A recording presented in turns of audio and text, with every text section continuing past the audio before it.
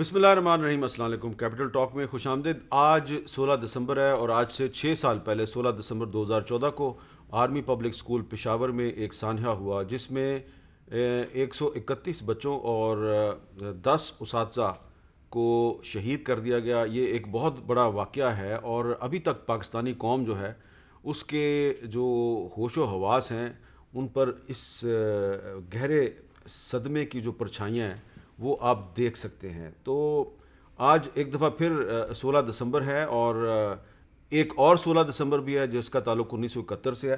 تو جب بھی 16 دسمبر آتی ہے تو ہم یہ ایک سوال اٹھاتے ہیں کہ کیا ہم نے اپنی ماضی کی غلطیوں سے سبق سیکھا ہے، اور غلطیاں جو ہیں وہ تو کل بھی ہو رہی تھیں اور آج بھی ہو رہی ہیں، لیکن غلطیاں آج کون کر رہا ہے اسی پر آج ہم بات کریں گے۔ کچھ سیاسی معاملات ہیں، کچھ آئینی معاملات ہیں، اور ہمارے ساتھ موجود ہیں جناب سینیٹر شبلی فراز صاحب، وفاقی وزیر اطلاعات و نشریات، احسن اقبال صاحب مسلم لیگ نون کے سیکرٹری جنرل، اور جناب ثناء اللہ بلوچ صاحب سابق سینیٹر ہیں اور اس وقت رکن قومی اسمبلی ہیں، رکن صوبائی اسمبلی ہیں بلوچستان کی، اور بی این پی مینگل سے ان کا تعلق ہے، کیونکہ آپ قومی اسمبلی کے ممبر بھی رہے ہیں، آپ سینیٹر بھی رہے ہیں، اب آپ ایم پی ہیں، تو میں کنفیوز کر گیا۔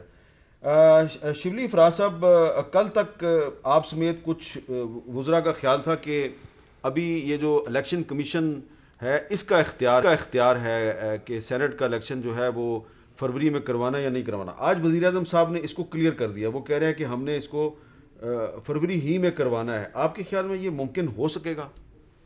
بالکل ہو سکے گا جی۔ دیکھیں، جہاں تک کہ میرے کہنے کا یا ہماری پارٹی کے کچھ اور وزراء کا کہنا تھا کہ یہ الیکشن کمیشن آف پاکستان کا یہ استحقاق ہے کہ وہ شیڈول جاری کرے الیکشنز کا، لیکن حکومت ریکویسٹ کرے گی اور اس کی ایڈوائس پر الیکشن کمیشن الیکشن کرا سکتا ہے 30 دن پہلے الیکشن کے۔ جو کرنٹ سینیٹرز ہیں ان کی میعاد جو کہ 11 مارچ کو رات 12 بجے ختم ہوگی، تو اس دن سے 30 دن پہلے کرا سکتے ہیں یہ۔ جی احسن اقبال صاحب، اگر یہ فروری میں الیکشن کروا دیتے ہیں تو پھر جو آپ کا لانگ مارچ ہے، آپ نے تو ابھی اس کی ڈیٹ ہی اناؤنس نہیں کی، تو ایسا نہیں لگ رہا کہ آپ کے تمام منصوبے دھرے کے دھرے رہ گئے ہیں؟ شکریہ احمد میر صاحب۔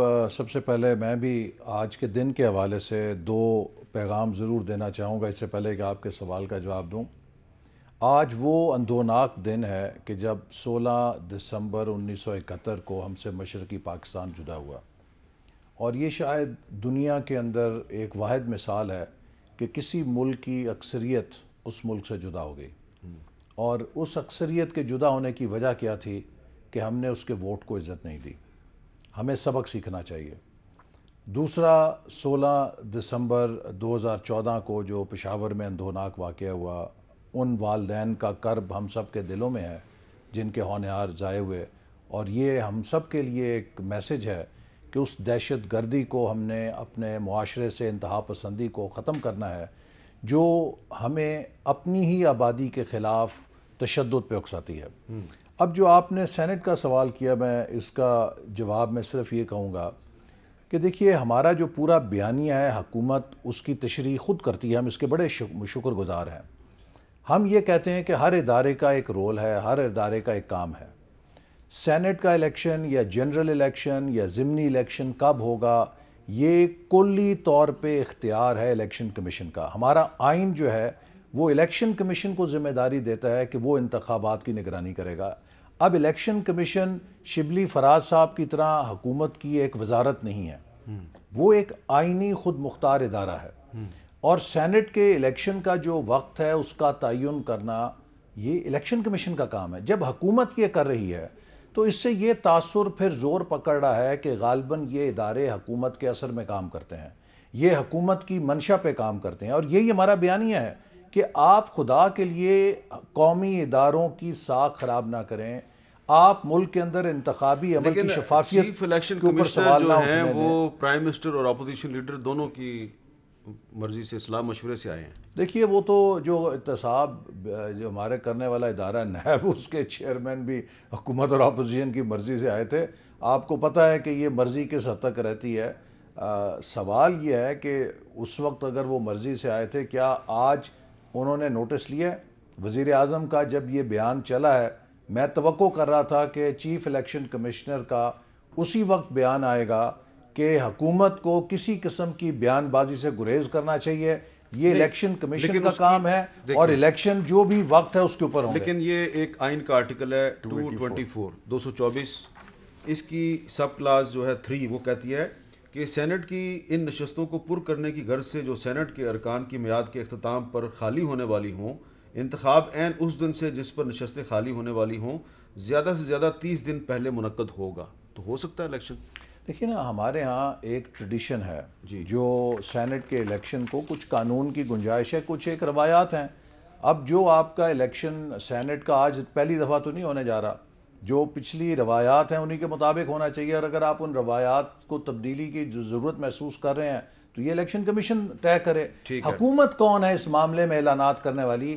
ان کے اعلانات ہمیں ان شبہات کو تقویت دیتے ہیں کہ یہ انتخابی عمل پہ اثر انداز ہو رہے ہیں. اچھا، ثناء اللہ بلوچ صاحب، جو بات کی تھی شبلی فراز صاحب نے کہ اختیار تو الیکشن کمیشن کا ہے لیکن حکومت ریکویسٹ کرے گی.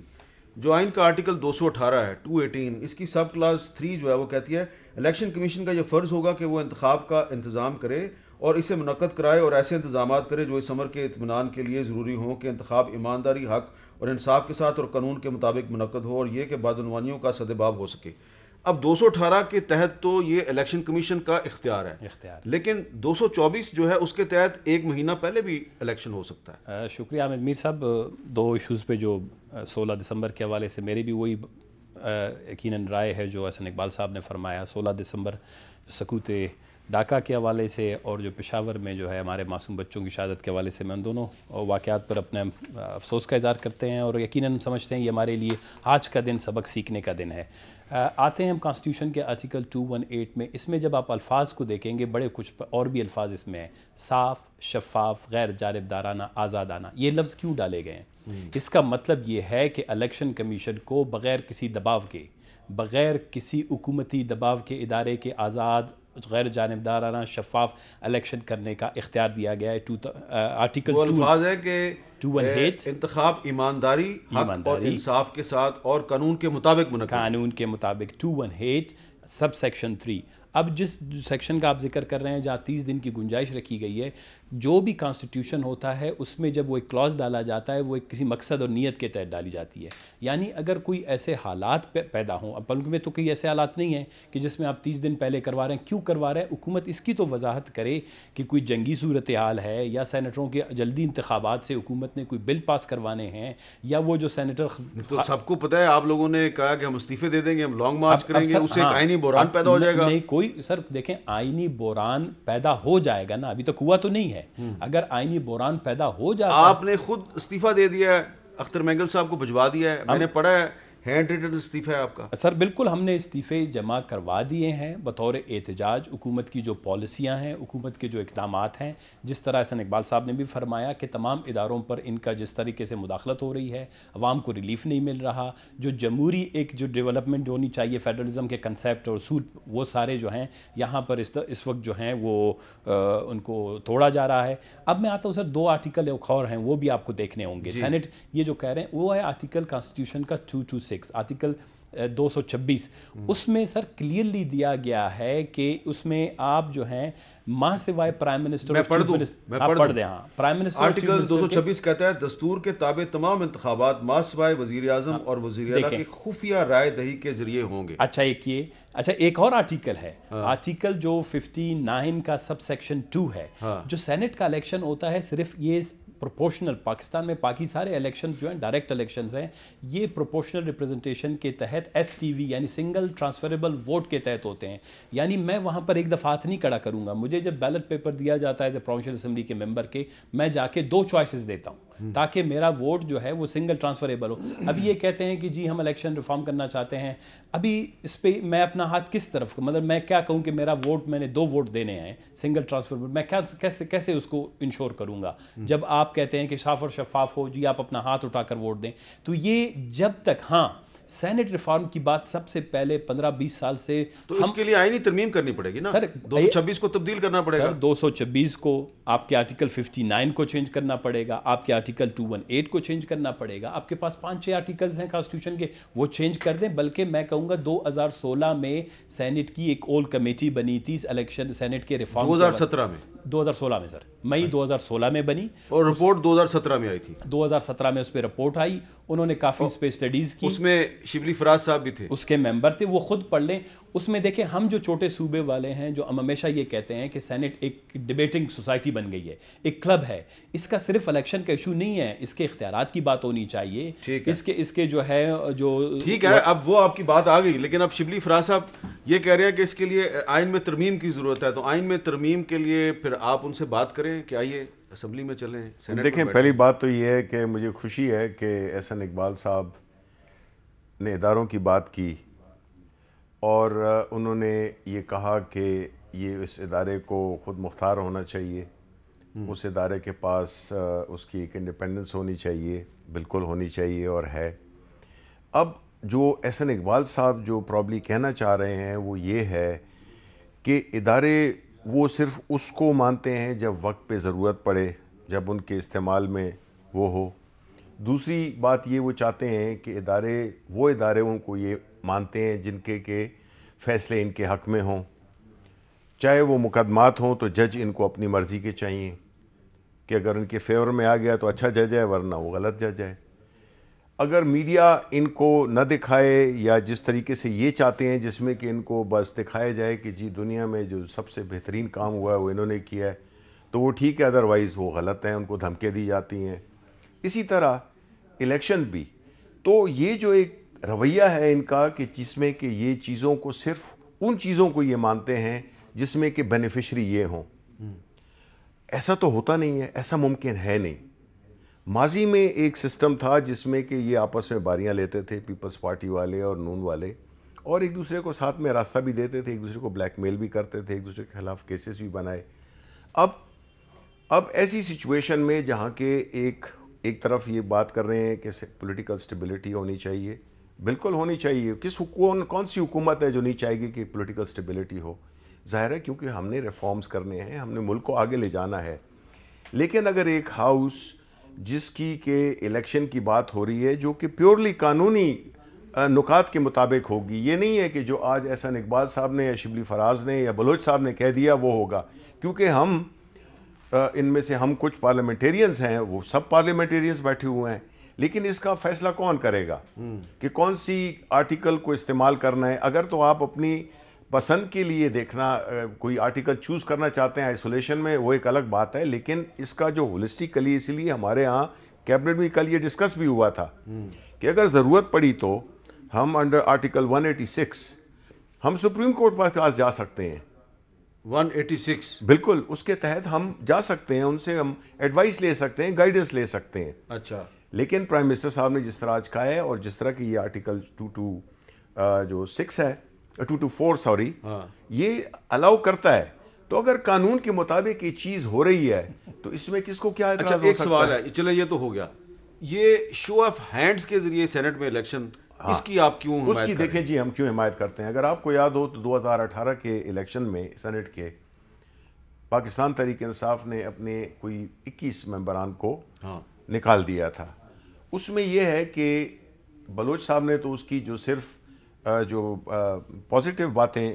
وہ کی ہیں لیکن جو اس کی نیگیٹو باتیں وہ نہیں کی ہیں ان کو پتہ ہے اچھا ان کے صوبے میں میرے صوبے میں اور کئی صوبوں میں یہ جو خرید و فروغ جو کہ ہارس ٹریڈنگ ہوتی ہے ممبران کی اس کو اور یہ اس وقت سے ہی پرائم منسٹر نے ذہن بنا لیا تھا یہ نہیں ہے کہ یہ آج کی بات ہے یہ اس وقت ہی انہوں نے ذہن بنا لیا تھا اور ہماری پارٹی میٹنگز میں اس پہ بڑی ڈسکشنز ہوئیں اس کے ہر پہلو کو دیکھا گیا الیکٹورل ریفارم جس کی بات یہ کمیٹی آف دا ہول میں ہوئی تھی اس میں مختلف آراء آئی تھیں لیکن اس کا بنیادی مقصد یہی ہے کہ یہ جو خرید و فروخت ہے اس کو ڈسکریج کیا جائے اور میں آپ کو دوسری بات بتاؤں بینگ اے حکومت فرق کیا ہے اگر تو ہم اپوزیشن میں ہوتے تو ہمیں یہ ڈر ہوتا کہ چونکہ حکومت کے پاس وسائل ہوتے ہیں اس کے پاس طاقت ہوتی ہے وہ اس کا ناجائز استعمال کر سکتی ہے تو ہم تو خود سرنڈر کر رہے ہیں اس آپشن کو جس میں کہ ہم کہہ رہے ہیں کہ جی لوگ آزادانہ طور پہ, بیکاز آپ کے بھی لوگ ہیں, آپ کے بھی لوگ بک سکتے ہیں, ہمارے بھی بک سکتے ہیں, کسی کی بھی بک سکتے ہیں. ایسا اقبال صاحب, یہ تو ایک اچھی چیز ہے کہ ہارس ٹریڈنگ کو روکنے کے لیے سینٹ کا الیکشن شو آف ہینڈ سے ہونا چاہیے, سیکرٹ بیلٹ نہیں ہونا چاہیے.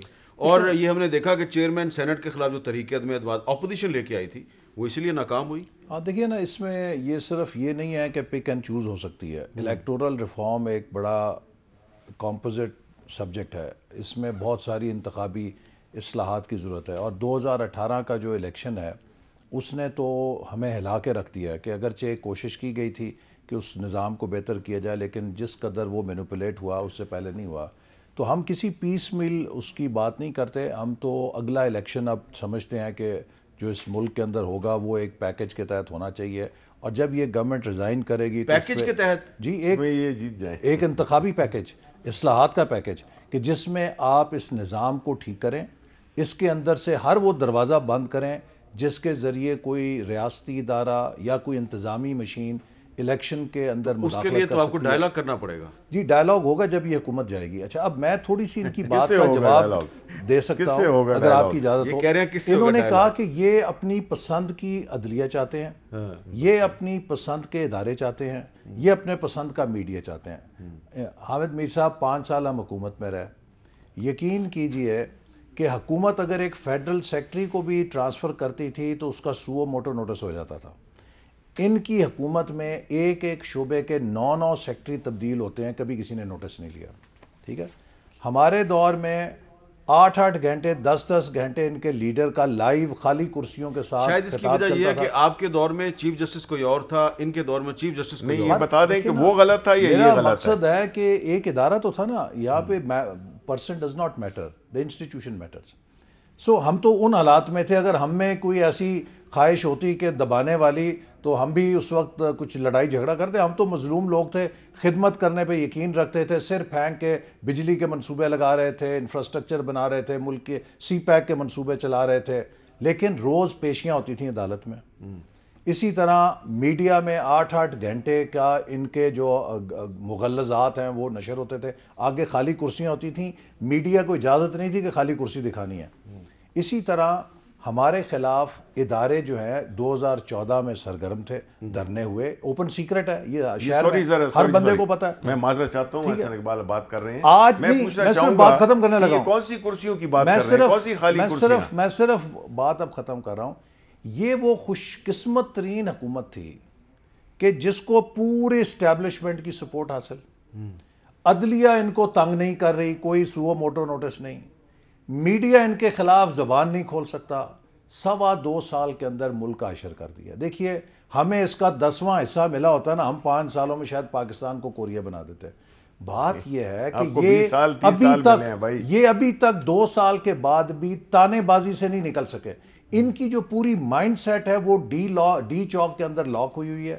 یہ آج بھی سمجھتے ہیں, اور یہ 10 سال بھی بیٹھے رہیں گے نا, ان کے لیڈر صاحب یہی سمجھیں گے وہ ڈی چوک میں بیٹھ کے ان کا کام ہے گالی گلوچ کرنا. اچھا ثناء اللہ صاحب, یہ شو آف ہینڈز کے ذریعے ہارس ٹریڈنگ کا راستہ رکتا ہے, اس کی آپ مخالفت کیوں کر رہے ہیں؟ سر کوئی مخالفت نہیں کرتے حامد میر صاحب, ہم بھی یہی بات کر رہے ہیں. جب آپ پاکستان میں کسی الیکٹورل ریفارم کی بات کرتے ہیں, انتخابی اصلاحات کی بات کرتے ہیں, سیاسی اصلاحات کی بات کرتے ہیں, جمہوری اصلاحات کی بات کرتے ہیں, وفاقی اصلاحات کی بات کرتے ہیں, اس کا کوئی قومی مقصد ہوتا ہے, نیشنل آبجیکٹیو ہوتا ہے. ایک شخص کو دھوکہ دیا اس کے 21 لوگوں نے, اور وہ اس کو اپنے دماغ میں اس نے بٹھایا ہوا ہے کہ جی اگر میں لوگ ہاتھ اٹھا کے بھی دھوکہ دے سکتے ہیں. دھوکے کو روکنے کا صرف اس ایک شخص کو دھوکہ نہیں دیا. میری بات سنیں, دیکھیں صرف اس ایک شخص کو دھوکہ نہیں دیا. آپ لوگوں نے تحریک عدم اعتماد ڈالی صادق سنجرانی صاحب کے خلاف, آپ کی اکثریت ہے ابھی بھی سینٹ میں, آپ کے لوگوں نے بھی آپ کو دھوکہ دیا. دیکھیں میں یہی کہتا ہوں نا, دیکھیں اگر نیشنل آبجیکٹیو اس کا مجھے بتا دیں کہ اس کو سینٹ میں جو یہ ریفارم لانا چاہتے ہیں, کیا ہارس ٹریڈنگ کا راستہ روکنا نیشنل آبجیکٹیو نہیں ہے؟ ہارس ٹریڈنگ کا راستہ روکیں گے. کانسٹیٹیوشن کے اندر 5-6 آرٹیکلز ہیں, آپ کو بیٹھنا ہوگا. آپ نے جو بات کی قومی مباحثے کی, نیشنل ڈائیلاگ کی,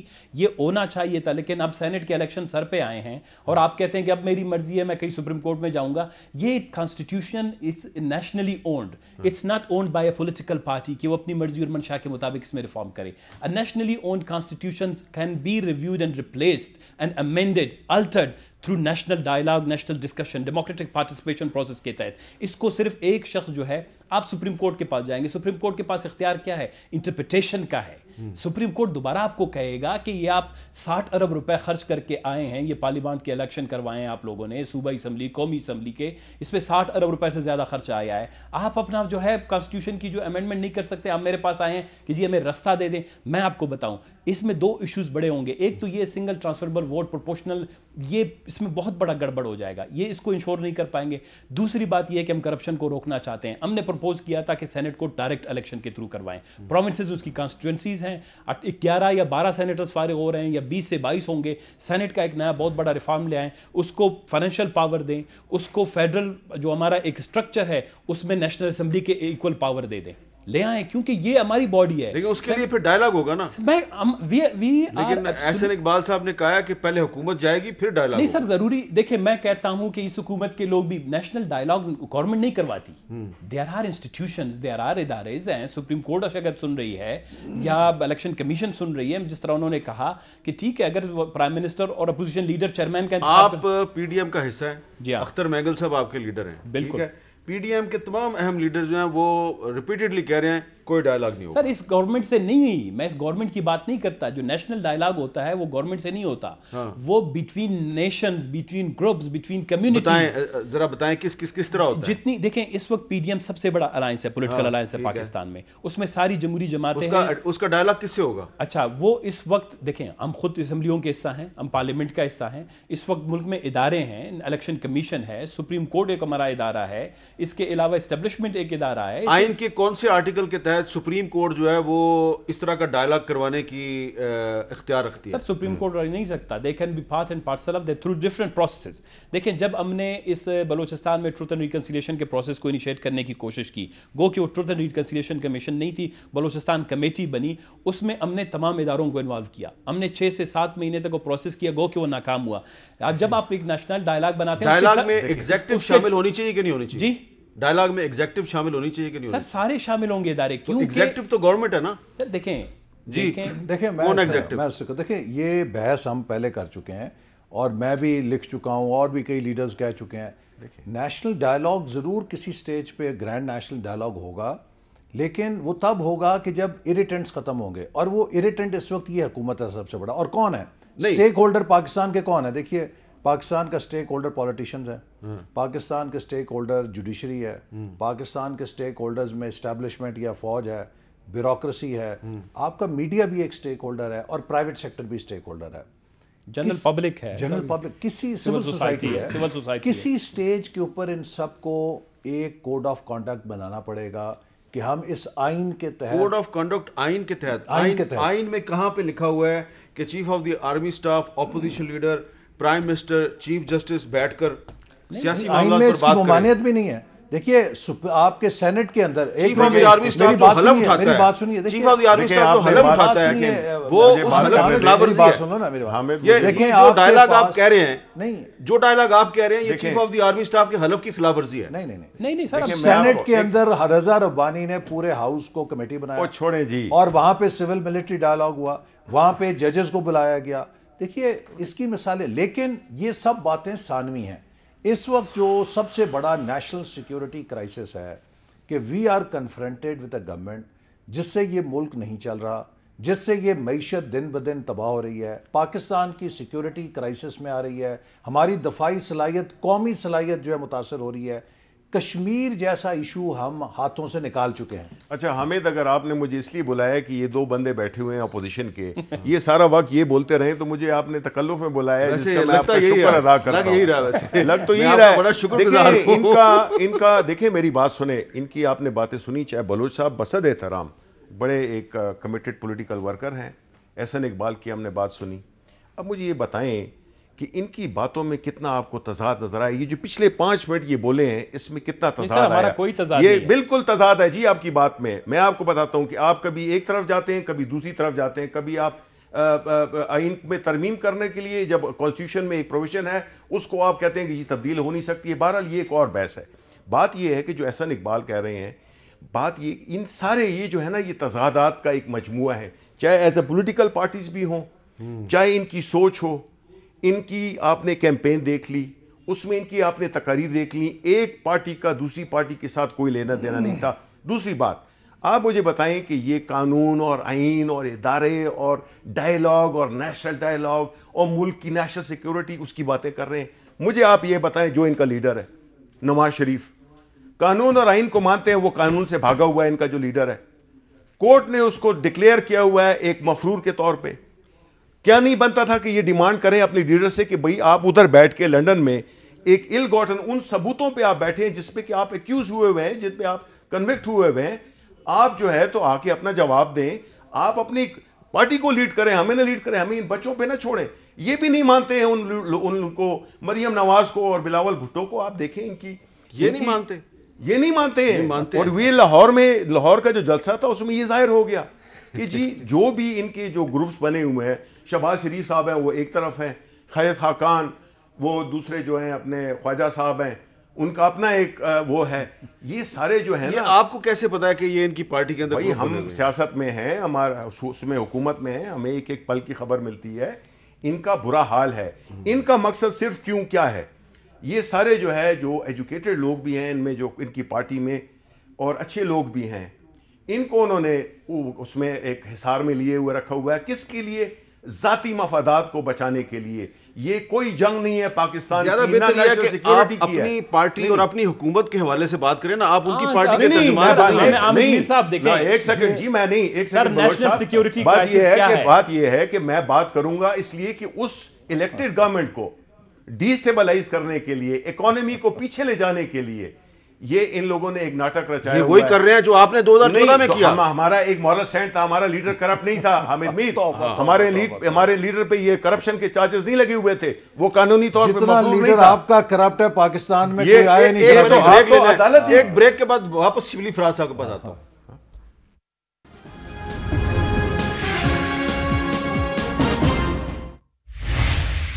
کیپٹل ٹاک میں دوبارہ خوش آمدید. جی شبلی فراز صاحب, میں نے آپ کو انٹرپٹ کیا تھا.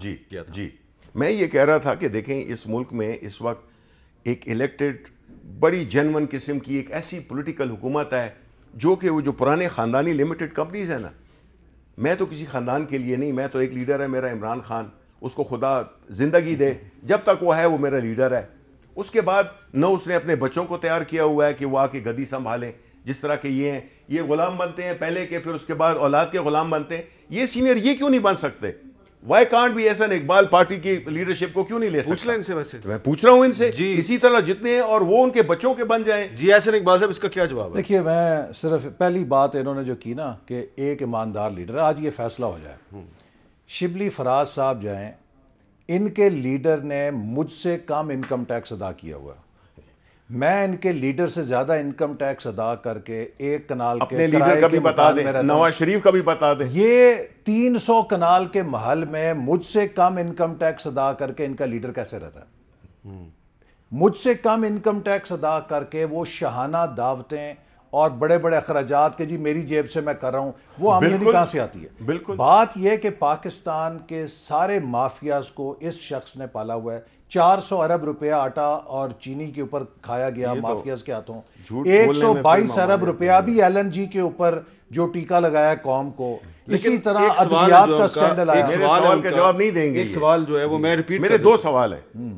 ایک کہ ان کا لیڈر میں کوئی اخلاقی جرت ہونی چاہیے.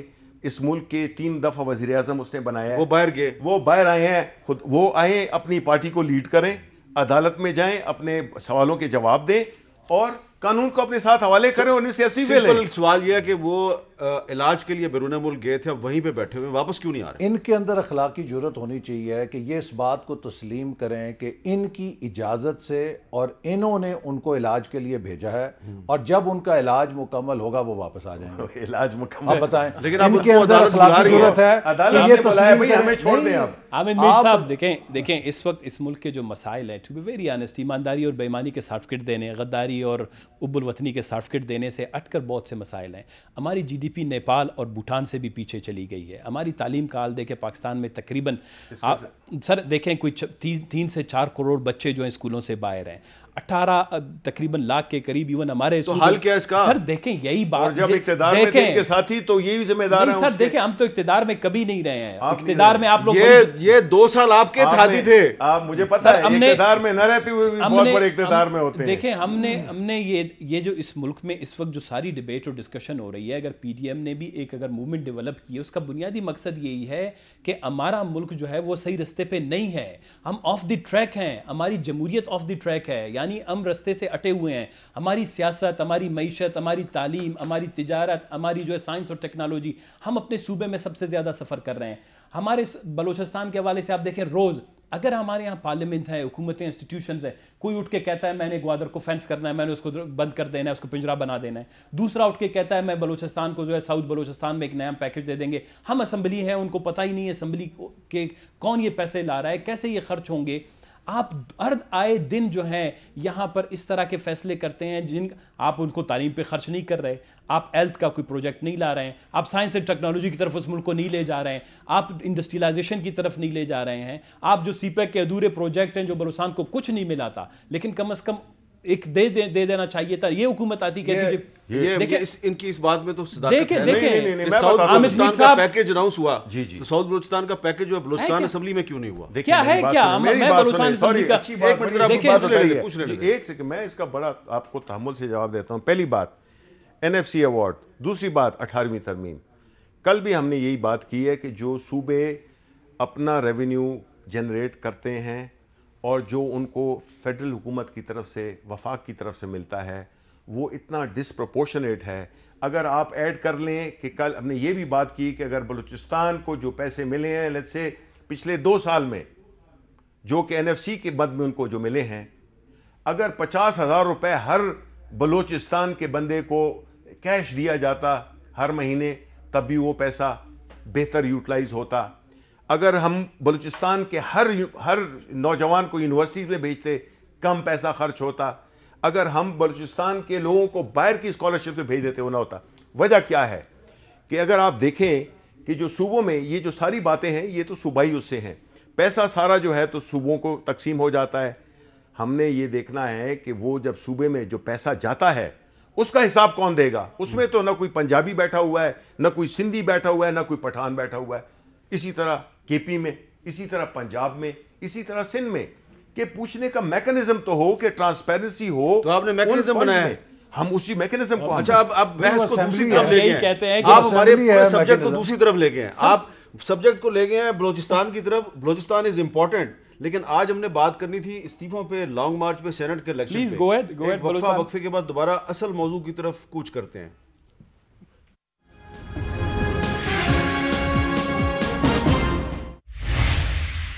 कैपिटल टॉक में दोबारा खुशामदीद। एहसन इकबाल साहब, अब कोई आपको ऐसा नहीं लग रहा कि हुकूमत की तरफ से ये जो ऐलान किया गया कि हमने अब फरवरी में इलेक्शन करवाना है, तो आपका जो इस्तीफों के बारे में जो था एक तासुर था, बिलावल साहब कह रहे थे ये एटम बम होगा, तो ये तो गैर मौसर हो गया। नहीं, ये बिल्कुल एटम बम है। मैं आपको बताऊं हामिद साहब, पूरे मुल्क के अंदर 849 जनरल सीटें जिन पे जनरल इलेक्शन होता है।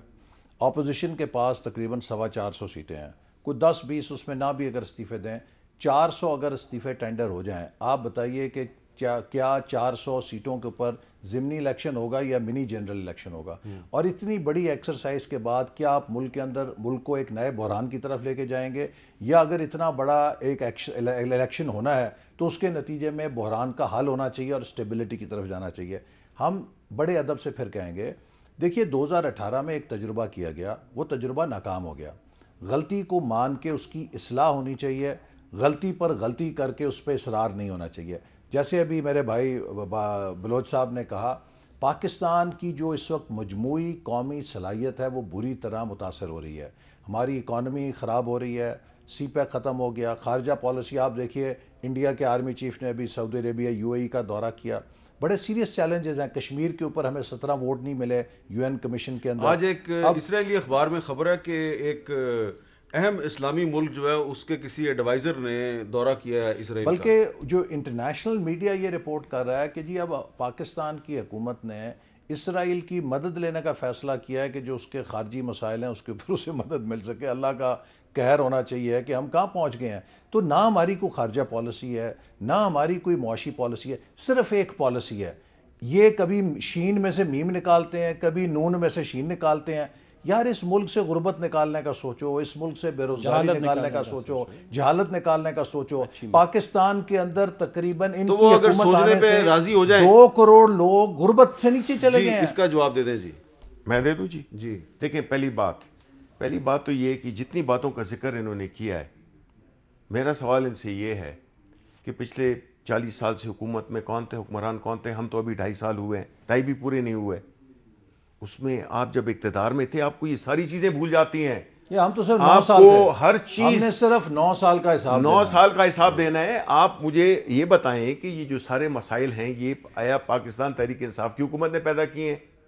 نہیں. ہم تو وہ مسائل جو آپ نے اضافہ کیا ہے، لیکن 9 سال پرویز مشرف کو بھول گئے آپ. وہ اس میں اگر ترقی پائی ہے، ملک تباہ کرنے کے لیے 2 سال ہی کافی ہے. وہ صرف یہی بنانے کے لیے 20 سال لگتے ہیں، تباہ 2 سال میں ہو جاتا ہے. دیکھیں ان کو میں یہ بتاؤں کہ اگر ترقی کی ہے ان کی حکومتوں میں کسی چیز نے تو وہ ان کے ذاتی اثاثوں نے کی ہے. اور پوری قوم پیچھے چلی گئی قرضوں میں، غلط ایکسچینج ریٹ. آج کل ہماری حکومت میں ماشاءاللہ ایکسپورٹس بھی بڑھ گئی ہیں. ان کے زمانے میں ایکسپورٹس 0 بڑھی تھی. آپ کو جو جتنے بھی اکنامک انڈیکیٹرز ہیں سارے پوزیٹیو میں، اسی کی تو تکلیف ہے. اگر آپ کچھ ہسٹوریکل کتابیں پڑھیں اور پرانے اخبارات کی فائلیں دیکھیں تو 1971 میں بھی شیخ مجیب الرحمان اور ذوالفقار علی بھٹو اسی طرح آپس میں لڑ رہے تھے جس طرح ہم لڑ رہے ہیں آج. نہیں، ہم نے سبق سیکھا کوئی؟ دیکھیں نہیں، میں یہی آپ کا اس لحاظ سے سوال اچھا ہے کہ دیکھیں ایک حکومت الیکٹڈ حکومت آئی ہے، وہ اگر یہ مرضی کے ریزلٹ چاہتے ہیں اس کا کوئی نہیں ہو سکتا. حامد میر اگر یہ چاہیں کہ جی فیصلے بھی ملک قیوم جیسے جسٹس ان کو چاہیے وہ اب ان کو نہیں مل سکتے ہیں. ان کو اگر الیکشن میں اپنی مرضی کے نتائج چاہیے وہ نہیں مل سکتے ہیں. دیکھیے نہیں یہ بات نہیں ہے، یہ باتیں پلیز میری بات یاد آتی ہیں. آخری بات یہ ہم کو یاد کیوں آتا ہے جب اقتدار سے باہر ہوتے ہیں؟ آج بھی وزیر اعظم کا بیان ہے کہ میرا مقابلہ ڈاکوؤں سے ہے. حامد ہم ڈاکو نہیں ہیں، ہم پاکستانی ہیں، ہم جمہوریت پسند لوگ ہیں. ہم اگر اس سے زیادہ نہیں تو اس سے کم آنریبل نہیں ہے جو عمران خان خود کو سمجھتا ہے. لیکن جس شخص کے دماغ میں یہ خناس ہو کہ اس کے علاوہ ہر شخص ڈاکو اور غدار ہے، وہ پولرائزنگ فگر ہے، وہ پاکستان کو لے کے نہیں چل سکتا. بہت بہت شکریہ آپ تینوں کا، بہت بہت شکریہ. اور آج 16 دسمبر ہے اور 16 دن ہمیں یہ ایک اپنی تاریخ سے سبق سیکھتے ہوئے یہ اس چیز کو ریلائز کرنا چاہیے کہ ایک دوسرے کو غدار کہنے اور ڈاکو کہنے سے پاکستان آگے نہیں جائے گا، پاکستان پیچھے جائے گا. اجازت دیجیے، اللہ حافظ.